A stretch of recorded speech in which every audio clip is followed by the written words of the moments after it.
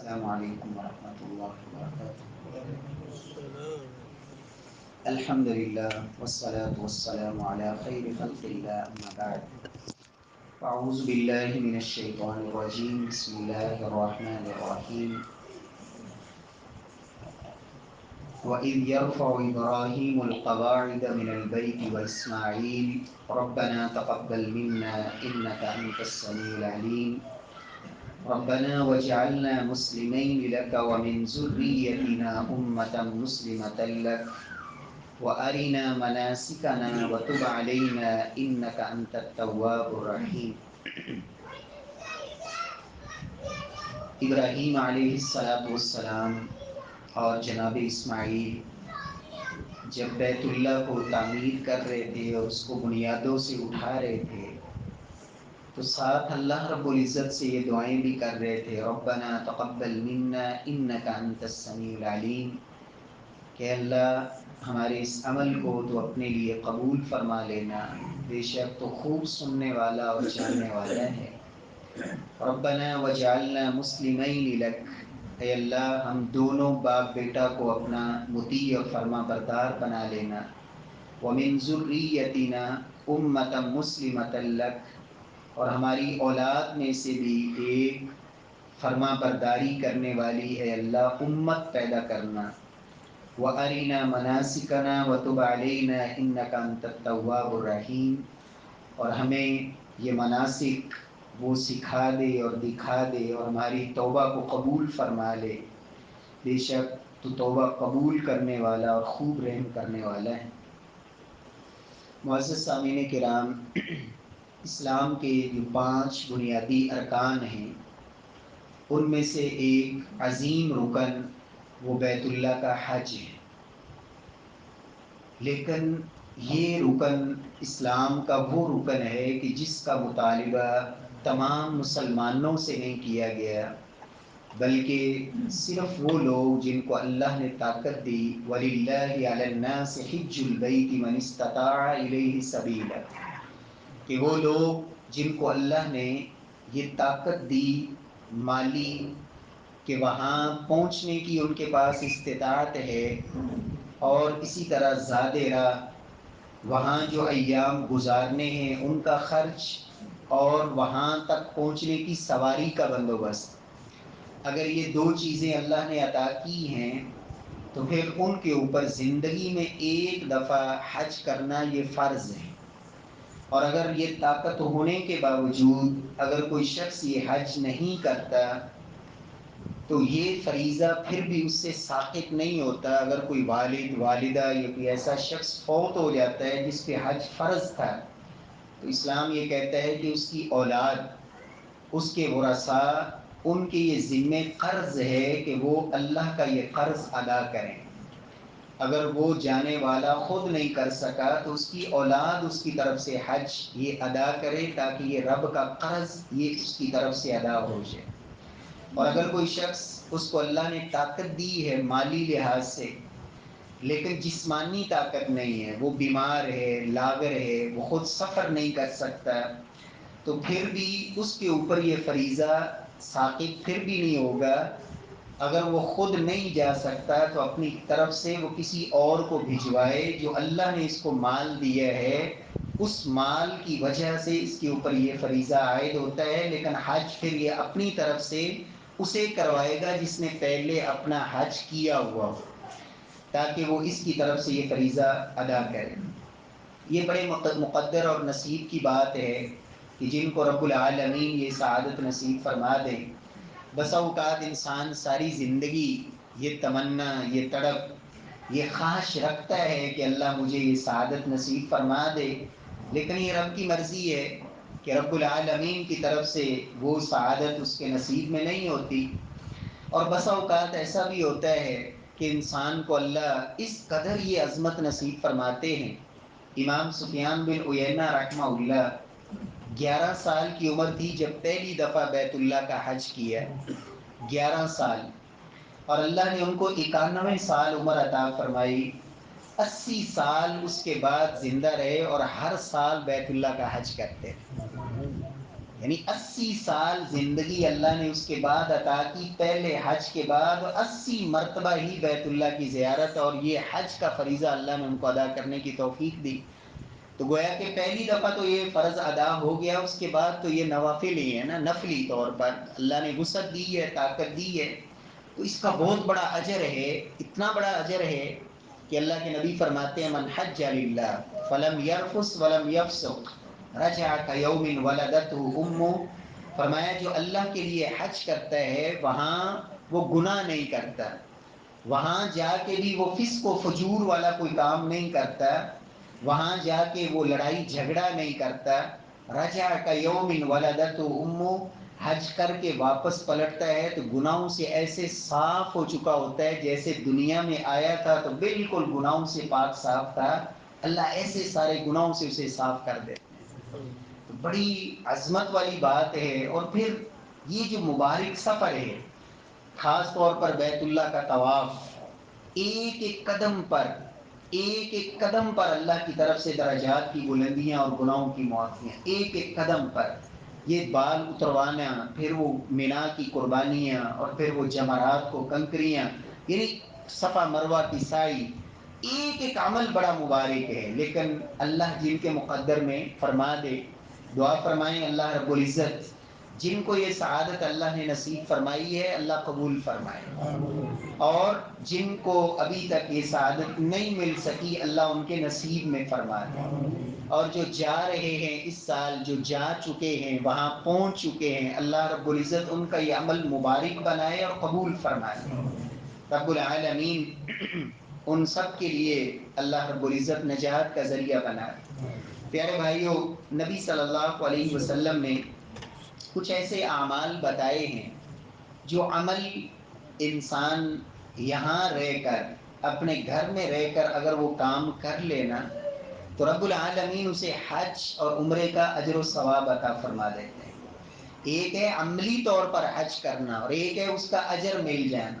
کچھ لوگوں نے غریبوں کا حج اور بھی نکالا ہوا ہے، کہتے ہیں جی 7 شریف چلے گئے تو آپ کا حج ہو جائے گا. کچھ کہتے ہیں جی لال شہباز قلندر کے دربار پہ آپ چلے جائیں اور وہاں جا کے آپ طواف کر لیں، وہاں یہ کر لیں تو آپ کا حج ہو جائے گا. میرے پیارے بھائیوں، یہ حج نہیں ہوگا، ہاں ایمان کا سودا ضرور ہوگا. ایمان سے انسان ہاتھ دھو بیٹھے گا، اور بسا اوقات یہ کفریہ اور شرکیہ اعمال انسان کی ساری زندگی کے اعمال کو برباد کر دیتے ہیں. صرف اس گناہ کا ہی وبال نہیں ہوتا بلکہ گزشتہ نیک اعمال بھی برباد ہو جاتے، اتنا بڑا جرم ہوتا ہے. تو جو اصل طریقہ محمد مصطفیٰ صلی اللہ علیہ وسلم نے بتایا ہے انسان وہ اختیار کرے. سب سے پہلا عمل جس سے اللہ ان لوگوں کے برابر اجر و ثواب عطا فرما دیتے ہیں وہ ہے انسان کی کھری اور سچی نیت. ایک انسان کو اللہ نے مال نہیں دیا لیکن اس کی نیت یہ ہے، ارادہ یہ ہے کہ اگر اللہ مجھے دے تو میں بھی یہ عمل کروں، میں بھی یہ نیکی کروں، میں بھی اپنے مال کو اس انداز میں اللہ کی رضا پانے کے لیے صرف کروں. نبی صلی اللہ علیہ وسلم فرماتے ہیں کہ یہ جو نیت ہے نا، اس لیے کہ لوگ تو عمل کو دیکھتے ہیں، میرا اللہ نیتوں کو دیکھتا ہے، میرا اللہ ارادوں کو دیکھتا ہے. عزم اور اس کا پختہ مصمم ارادہ کیا ہے اللہ اس کو دیکھتے ہیں. اللہ اکبر. کتنے اعمال ایسے ہیں اللہ کے رسول صلی اللہ علیہ وسلم فرماتے ہیں اگر انسان سچی نیت کر لینا وہ عمل نہ بھی کر پائے، اللہ رب العزت صرف کھری اور سچی نیت کی وجہ سے اللہ اس کو وہ اجر دے دیتے. صحیح مسلم کی روایت ہے من سأل اللہ الشہادۃ بالصدق بلغہ اللہ منازل الشہداء وان مات علی فراشہ. فرمایا جو صدقے دل سے اللہ سے شہادت کی تمنا کرتا ہے، فرمایا وہ اپنے بستر پر بھی فوت ہو جائے اللہ اسے شہداء کا رتبہ نصیب فرمائے. فرمایا رات کو بستر پہ آیا، تہجد کی نیت کر کے سویا، صبح اٹھ نہیں سکا، آنکھ لگ گئی، نیند آنکھ نہیں کھلی. فرمایا اگر تہجد نہ بھی پڑھ سکا، نیت پکی تھی اور ارادہ کھرا تھا، اللہ بغیر پڑھے ہی اجر و ثواب عطا فرما دے. اللہ کے رسول فرماتے ہیں لوگوں دنیا میں لوگ 4 طرح کے ہوتے ہیں. پہلی قسم کے لوگ وہ ہوتے ہیں کہ جن کو اللہ رب العزت نے علم بھی دیا ہے اور مال بھی دیا ہے. فرمایا اللہ سبحانہ و تعالیٰ کا وہ اپنے علم کی وجہ سے اللہ سے ڈرتے ہیں، تقوی اور پرہیزگاری کی زندگی گزارتے ہیں۔ رب نے جو مال دیا اس کو اللہ کی رضا والے کاموں میں خرچ کرتے ہیں۔ فرمایا یہ لوگ جو ہے نا بافضل المنازل، یہ دنیا میں سب سے اعلیٰ قسم کے لوگ ہیں، جو اللہ کے ہاں سب سے بلند رتبے پر ہیں۔ فرمایا دوسری قسم کے وہ لوگ ہیں جن کو اللہ نے علم دیا، مال نہیں دیا۔ فرمایا یہ پہلی قسم کے لوگوں کو دیکھ کے دل میں یہ نیت کرتے ہیں، ارادہ کرتے ہیں کہ یا اللہ میرے پاس مال نہیں، اگر تو مجھے مال دے جس طرح فلاں شخص کو دیا، یا اللہ میں بھی اسی طرح تیری رضا کے لیے اس مال کو خرچ کروں گا۔ اللہ کے نبی فرماتے ہیں اب اس نے خرچ کیا نہیں، مال لگایا نہیں، لیکن نیت خالص ہے، ارادہ کھرا ہے، اللہ رب العزت اس کے ارادے کو جانتے ہیں۔ فرمایا فاجرهما سوا، یہ عمل کر نہیں سکا، صرف دل کا عمل کیا، اللہ پہلی قسم کے برابر اس کو اجر و ثواب عطا فرما دے۔ اللہ رب العزت ہم سب کو یہ نیت اور یہ ارادہ کہ اللہ تو سعادت نصیب فرمائے، تو یہ موقع نصیب فرمائے کہ ہمیں بھی یہ سعادت اور یہ اللہ ہمارے مقدر میں بھی فرما دے۔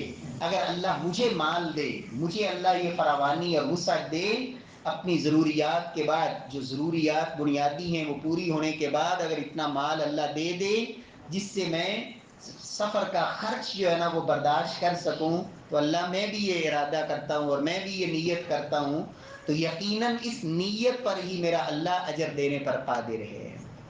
دوسرا عمل جس وجہ سے اللہ سبحانہ و تعالی انسان کو اس کے برابر اجر دے دیتے ہیں، ابھی آپ مسجد میں تشریف لائے، آنے سے پہلے اگر آپ یہ ارادہ کر کے آئیں، مسجد میں جب آئیں کہ اللہ تیرے گھر میں جا رہا ہوں، وہاں خیر کی بات سیکھوں گا یا سکھاؤں گا، اللہ تیرے گھر میں مسجد میں جا رہا ہوں، دین کی بات سیکھ کے آؤں گا یا سکھا کے آؤں گا، یہ نیت دین سیکھنے کی، علم سیکھنے کی، علم نافع سیکھنے کی، یہ اللہ کو بڑی پسند ہے۔ اللہ کے رسول فرماتے ہیں من غدا الى المسجد لا يريد الا ان يتعلم خيرا او يعلم، صحیح الترغیب کی روایت، فرمایا جو مسجد میں آتا ہے اور اس کا ارادہ صرف یہ ہوتا ہے کہ یا اللہ تیرے گھر میں جا رہا ہوں، خیر سیکھ کے آؤں گا یا سکھا کے آؤں گا، فرمایا کان لہو کاجر حاج تامن حجتہ، فرمایا اس کا اجر اللہ کے ہاں اس حاجی کے برابر ہے جس نے مکمل حج کیا، جس کے حج میں کمی نہیں رہی، مکمل حج کرنے والے کے برابر اللہ اس کو اجر و ثواب عطا فرما دے۔ میرے پیارے بھائیو، یہ جو دین کا علم ہے نا، یاد رکھیں ہمارے یہاں ایک تصور ہے کہ اس کی ایک عمر ہے۔ امام بخاری رحمہ اللہ نے صحیح بخاری میں حضرت عمر رضی اللہ عنہ کا یہ قول نقل کیا، لوگو تعلموا قبل ان تسودوا، کہ حضرت عمر رضی اللہ تعالیٰ عنہ کہا کرتے تھے تفقہوا قبل ان تسودوا، لوگو دین سیکھ لو، دین سمجھ لو، پہلے اس کے کہ آپ کو کوئی عہدہ مل جائے، پہلے اس کے کہ آپ کو سرداری مل جائے، پہلے اس کے کہ آپ کو چودراہٹ مل جائے، پہلے اس کے کہ آپ کے اوپر ذمہ داریاں پڑ جائیں، اس سے پہلے علم سیکھ لو۔ اس لیے کہ بسا اوقات انسان کو یہ جو عہدہ ہوتا ہے نا، یہ جو منصب ہوتا ہے، یہ بھی انسان کو علم سے محروم کر دیتا ہے کہ مجھے اب کیا ضرورت ہے، مجھے تو عہدہ مل گیا ہے، مجھے تو ایک منصب مل گیا ہے، اس لیے مجھے اب ضرورت نہیں۔ اس لیے امام مالک کہا کرتے تھے جو ایک دفعہ قاضی بن جائے نا، جج بن جائے، پھر اس کو معزول بھی کر دیا جائے تو پھر بھی کبھی وہ علم کی مجلس میں آ کے نہیں بیٹھے گا علم سیکھنے کے لیے، اس لیے کہ اس کے دماغ میں یہ بات آ گئی کہ اب میرے پاس تو اتنا بڑا عہدہ تھا، اب میں کسی کے پاس جا کے علم سیکھوں۔ اس لیے حضرت عمر کہا کرتے تھے کوئی بھی منصب پانے سے پہلے سیکھ لو، اس لیے کہ پھر رکاوٹ نہیں ہوتی۔ امام بخاری یہ قول نقل کرنے کے بعد کہتے ہیں وَبَعْدَ أَن تَسَوَّدُوا، میں یہ کہتا ہوں کہ جب اللہ عہدہ دے دے، منصب دے دے، کوئی انسان کو مقام مل جائے، یہ دین کا علم ایسا ہے انسان کو پھر بھی سیکھتے رہنا چاہیے۔ اور پھر انہوں نے ذکر کیا کہ کتنے اللہ کے نبی کے صحابہ ایسے تھے جو بڑھاپے میں مسلمان ہوئے، بوڑھے ہو کر بھی انہوں نے دین سیکھنے سے وہ محروم ہیں نہیں رہے، انہوں نے پھر بھی سیکھا۔ اللہ اکبر، یہ جو دین کا علم ہے نا، رب کعبہ کی قسم، اس میں اللہ نے جو عزت رکھی ہے نا، آپ دیکھتے رہتے ہیں، اللہ یہ مناظر دکھاتے ہیں. ابھی یہ چند دن پہلے ہماری جماعت کے بزرگ عالم دین مولانا حافظ عبدالسلام بن محمد رحمہ اللہ وغفر اللہ، ان کا جنازہ اٹھا. آپ دیکھتے ہیں دنیا کے اندر کتنے ایسے لوگ ہوتے ہیں جن کو آپ ان کے فیس بک پہ بڑے فالورز نظر آئیں گے، لیکن میت کو اٹھانے کے لیے، چارپائی کو کندھا دینے کے لیے بندہ نہیں ملتا، لاش پڑی رہتی ہے، کوئی دفنانے والا نہیں ملتا. اور یہ وہ لوگ ہیں جن کو اللہ نے وہ مقام دیا، کس وجہ سے؟ دین کے علم کی وجہ سے. دین کا علم. اور یہ انسان جس عمر میں بھی سیکھنا شروع کر دے، اللہ رب العزت اس کو ضرور عزت عطا فرماتے ہیں. ہمارے ایک دوست بتا رہے تھے، اسی جمعے میری ملاقات ہوئی، کہتے ہیں یہ ہمارے ایک عزیز تھے، ان کی شادی ہوئی، کچھ نہیں پڑے ہوئے تھے. شادی ہونے کے بعد بیوی جب گھر میں آئی تو اس نے کہا کہ میں آپ سے کچھ مطالبہ نہیں کروں گی، آپ دین پڑھو. شادی کے بعد اس نے قرآن مجید حفظ کرنا شروع کیا. اس کے بعد اس نے درس نظامی مکمل کیا. کہتے ہیں اللہ نے اس کو اتنی برکت دی، اس وقت گجرانوالہ کے اندر ہمارے خاندان کا سب سے بڑا بزنس مین بھی وہ ہے، اور سب سے بڑا عالم ہمارے خاندان کا وہی ہے. اللہ نے علم بھی دے دیا، اللہ نے دولت بھی دے دی. کب سیکھنا شروع کیا؟ شادی کے بعد. شادی کے بعد سیکھنا شروع کیا. امام احمد بن حنبل رحمہ اللہ فرمایا کرتے تھے، لوگوں یہ جو علم ہے نا، اس کی ضرورت انسان کو کھانے پینے سے بڑھ کر ہے. اس لیے کہ کھانے پینے کی ضرورت انسان کو ہوتی ہے دن میں 2 مرتبہ یا 3 مرتبہ بس، جبکہ علم کی ضرورت انسان کو ہر سانس کے ساتھ ہے. ہر سانس کے ساتھ اسے علم کی ضرورت ہے. اور انسان کے پاس جب یہ علم آتا ہے نا، اللہ رب العزت اس کو صرف اپنے لیے ہی نہیں بلکہ لوگوں کے لیے بھی اللہ اس کو رحمت اور برکت بنا دیتے. علماء کہا کرتے تھے، سلف کہا کرتے تھے، لوگوں یہ جو علماء ہوتے ہیں نا، یہ روئے زمین میں ایسے ہی ہیں جیسے آسمان پہ چمکتے ستارے. یہتدی بہ، جس طرح آسمان کے ستارے وہ آسمان کے لیے زینت ہیں، اس طرح زمین پہ علم والے یہ زمین والوں کے لیے زینت اور خوبصورتی. آسمان کی زینت ستاروں کے ذریعے اور دنیا کی زینت علم والوں کے ذریعے. جس طرح آسمان کے ستارے لوگوں کے لیے روشنی کا انتظام اور روشنی کا ذریعہ بنتے ہیں تاریکیوں کے اندر، وہاں ایسے ہی یہ جو علماء ہوتے ہیں یہ لوگوں کو ہدایت کا راستہ دکھاتے ہیں اور رہنمائی کرتے ہیں، اور اللہ رب العزت تک ان کو پہنچاتے ہیں، رب کی معرفت دلاتے ہیں.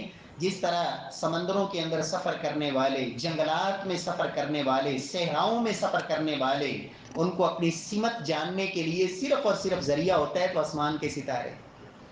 کوئی ذریعہ نہیں ہوتا جنگلات کے اندر کہ ہمارا رخ کس طرف ہے. سمندروں کے اندر، صحراؤں کے اندر وہ راستے معلوم کرتے ہیں ان ستاروں کے ذریعے. جس طرح ان بھٹکے ہوئوں کے لیے یہ ستارے رہنمائی کا ذریعہ ہیں، اسی طرح تاریکی میں ڈوبی ہوئی انسانیت کے لیے علماء یہ ہدایت کا ذریعہ ہوتے ہیں. امام عمر بن عبدالعزیز رحمہ اللہ وہ ایک خوبصورت بات کہا کرتے تھے، لوگوں 3 ہی راستے ہیں، کن عالما او متعلما او احبا. یا تو عالم بن جاؤ، یا تو عالم بن جاؤ، نہیں بن سکتے متعلم بن جاؤ، علم سکھانے والے بن جاؤ یا سیکھنے والے بن جاؤ. فرماتے تھے اگر یہ دونوں کام نہیں کر سکتے، احبہم، ان سے محبت کرنے والے تو بن جاؤ.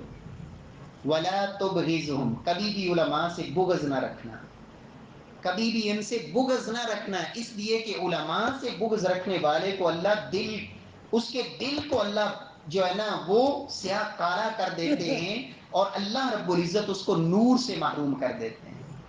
اللہ رب العزت ہمیں اس سلسلے کے ساتھ اللہ جوڑ دے. اور یاد رکھیں جب علماء اٹھتے ہیں نا دنیا سے تو پھر جہالت آتی ہے، تاریکی آتی ہے، پھر یہ معاشرے کا امن برباد ہوتا ہے.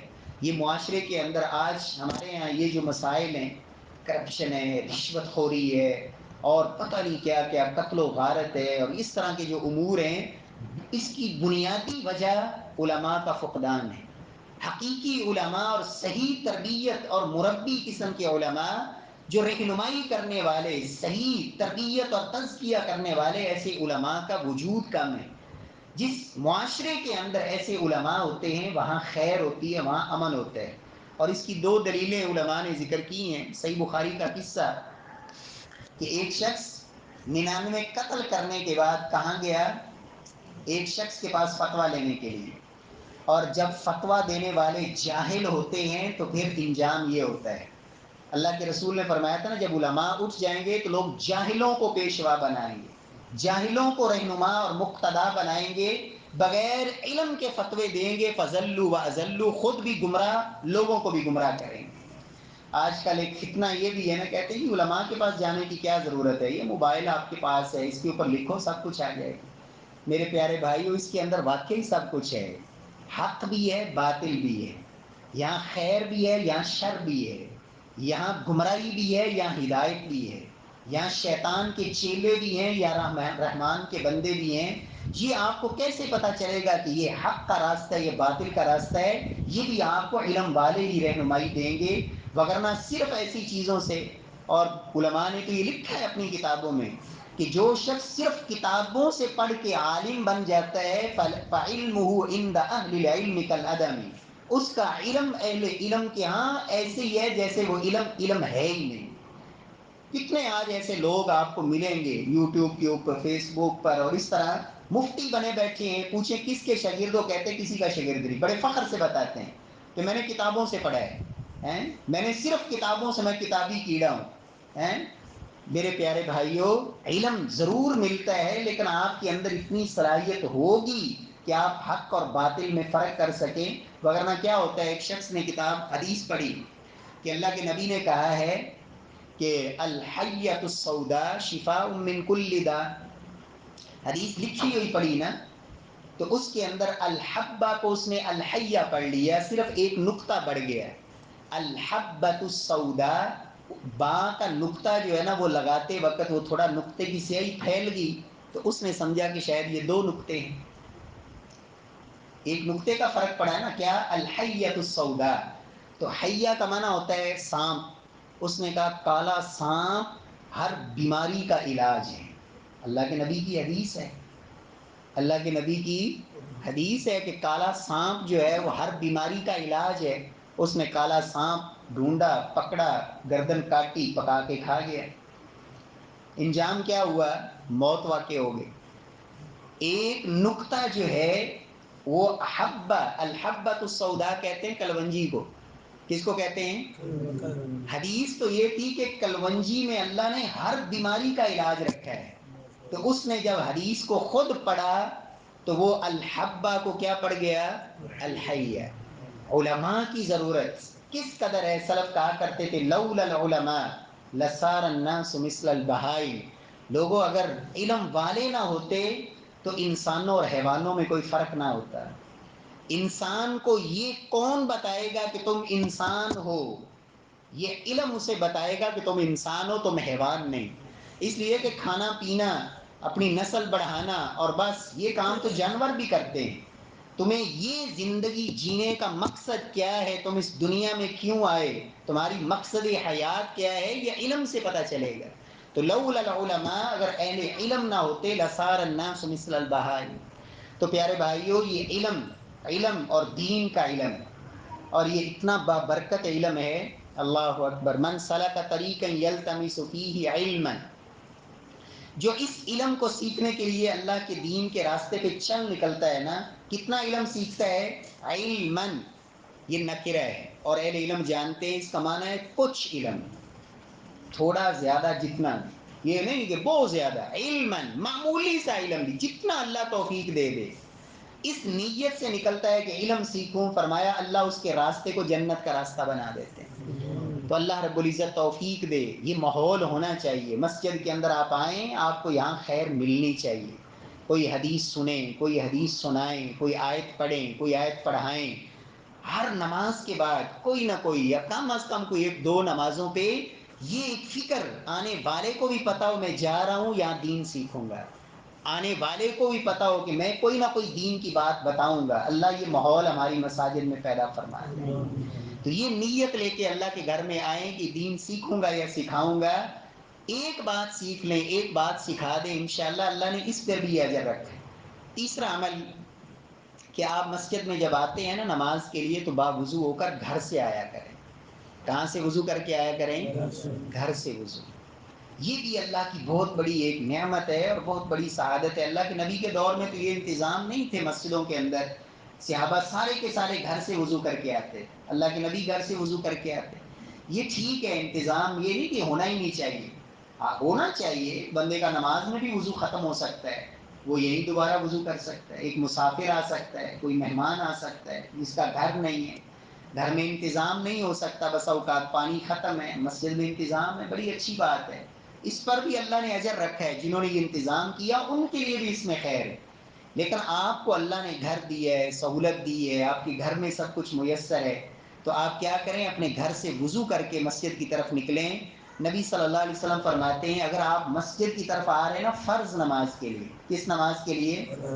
من مشى الى صلاۃ مکتوبہ فی الجماع، فرض نماز با جماعت پڑھنے کے لیے آپ گھر سے آئے ہیں تو اللہ کے رسول فرماتے ہیں فَهِيَ كَحَجَّةٍ، یہ ایسے ہے جیسے آپ حج کے لیے آ رہے ہیں، اللہ آپ کو حج کا اجر عطا فرمائے. کب؟ جب گھر سے آپ باوضو ہو کر نکلے.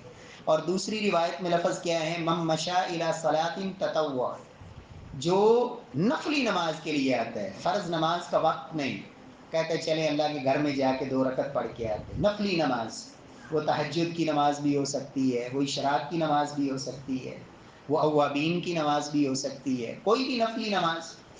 تو فرمایا فَهِيَ كَعُمْرَةٍ تَامَّةٍ، جو اللہ کے گھر میں آیا ہے نفلی نماز کے لیے، اللہ اس کو مکمل عمرے کا ثواب عطا فرماتے ہیں. اور دوسری روایت میں لفظ ہیں من خرج من بیتی متطہرا، با وضو ہو کر، با وضو ہو کر. تو ایک ایک قدم پر بھی اللہ نیکیاں دیں گے، گناہوں کو بھی معاف فرمائیں گے، اور یہ ایک اضافی اللہ کی طرف سے اجر ملے گا. اللہ تعالی ہم سب کے نصیب میں فرما دے. کتنے عمل ہو گئے؟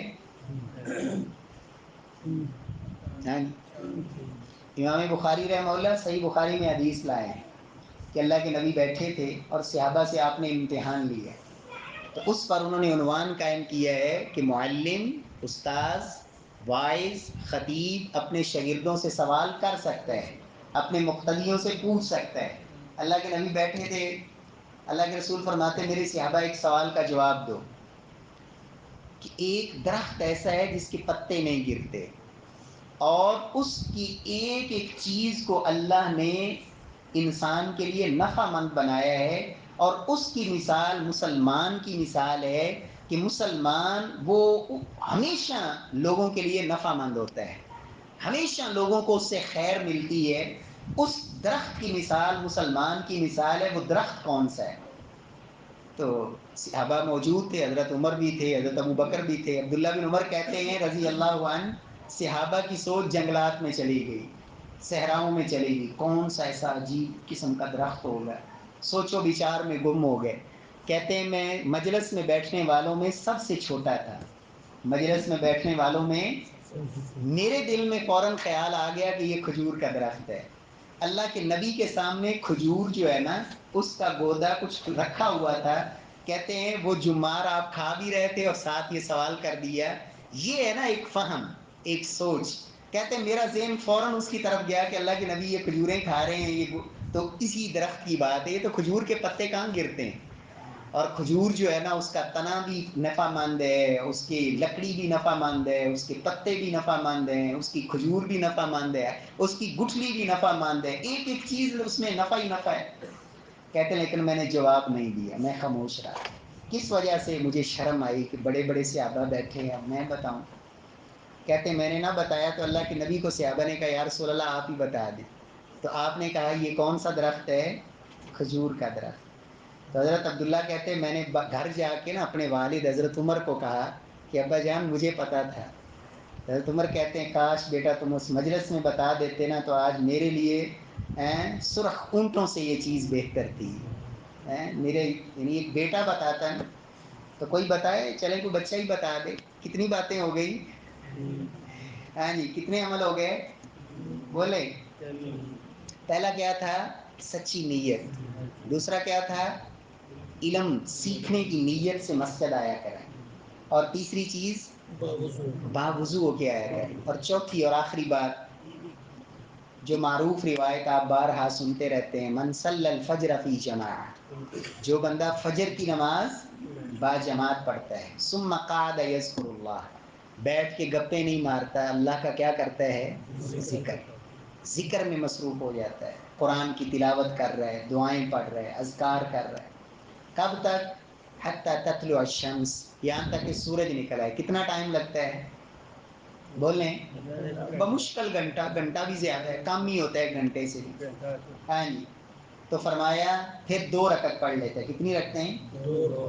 ویسے اللہ تعالیٰ آپ سب کو لے جائے، جب وہاں جاتے ہیں مکہ مدینہ میں، وہاں کیسا ماحول ہوتا ہے، کیسے لوگ بیٹھے ہوتے ہیں، سارا دن بیٹھے ہیں حرم کے اندر، سارا دن مسجد نبوی میں.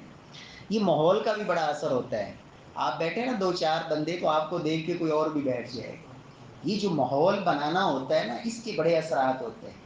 تو فرمایا پھر 2 رکعت پڑھ لیتا ہے تو کتب لہ اجر حجۃ و عمرہ، اللہ رب العزت کی طرف سے اسے مکمل حج اور مکمل عمرے کا اللہ اجر و ثواب عطا فرماتا ہے. ایک دفعہ نہیں، آپ نے 3 دفعہ کہا، تامہ تامہ تامہ، مکمل مکمل مکمل مکمل مکمل مکمل. اللہ اکبر. یہ ابھی پچھلے دنوں آٹے کی کمی ہوئی تھی نا، آٹے کا بحران تھا. اللہ تعالیٰ ایسے بحرانوں سے ہمیں محفوظ فرمائے.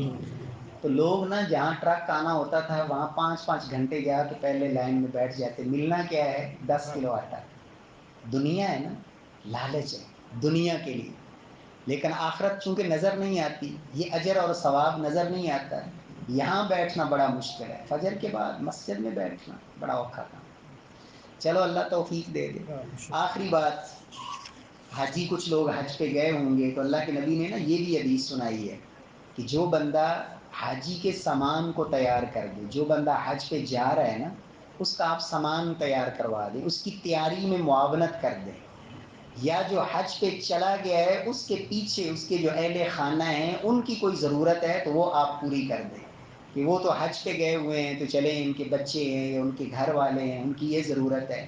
فرمایا جو حاجی کا سامان تیار کروا دے یا حاجی کے گھر میں اس کی غیر موجودگی میں اس کی کوئی ضرورت ہے وہ پوری کر دے، تو اللہ سبحانہ و تعالی اس حاجی کے اجر میں کچھ بھی کمی نہیں کرتے، لیکن اس شخص کو بھی اس حاجی کے برابر اللہ اجر و ثواب عطا فرماتے. اللہ رب العزت ہم سب کو توفیق سے نوازے. یہ چند اعمال ہیں جو چونکہ ہمارے متعلقہ تھے تو وہ میں نے عرض کر دی ہے. باقی اور بھی کچھ اعمال ہیں لیکن اسی پہ اکتفا کرتے ہیں. 6 چیزیں. اللہ رب العزت ہم سب کو توفیق سے نوازے. اور سب سے بڑی دعا یہی ہے کہ اللہ آپ سب کو اور مجھے بھی اللہ اپنے گھر کی اس حوالے سے کہ حج کی اللہ سعادت نصیب فرما دے. اور میرے اللہ کے لیے یہ کوئی مشکل نہیں. رب جب انتظام کرنا چاہے نا تو اپنے آپ ہی انتظام ہو جاتے ہیں. رب کے لیے کوئی مشکل نہیں ہے، انسان سوچ بھی نہیں سکتا. اللہ رب العزت نے جب لکھا ہو تو پھر انتظامات اور اللہ وسائل بھی دے دیتے ہیں. تو اللہ رب العزت سے نا ایک دعا کیا کریں، جو میں نے شروع میں آیت پڑھی تھی نا، اس دعا میں یہ ٹکڑا موجود ہے. اللہم ارینا مناسکنا وتب علینا انک انت التواب الرحیم. حضرت عافیہ عزیز میر محمدی رحمہ اللہ، ان کے پاس ایک شخص آیا، کہتا ہے آپ صاحب حج کرنا بڑا دل کرتا ہے، پیسے کوئی نہیں. تو آپ صاحب کہتے ہیں کہ آپ یہ دعا پڑھا کریں. قرآن کی دعا ہے نا، پہلے پارے میں. وہ کہتا ہے میں نے کچھ عرصہ ہی پڑھی تھی کہ اللہ نے انتظام فرما دیا. اور یقین جانے، اگر انسان یقین سے پڑھے نا تو میرا اللہ وہ ہر چیز پہ قادر ہے. تو آپ پڑھا کریں اللہم ارینا مناسکنا وتب علینا انک انت التواب الرحیم. ربنا تقبل منا انک انت السمیع العلیم وتب علینا انک انت التواب الرحیم. وصلی اللہ تعالی علی خیر خلقہ محمد وعلى آلہ واصحابہ واہل بیتہ وذریتہ اجمعین. آمین برحمتک یا ارحم الراحمین.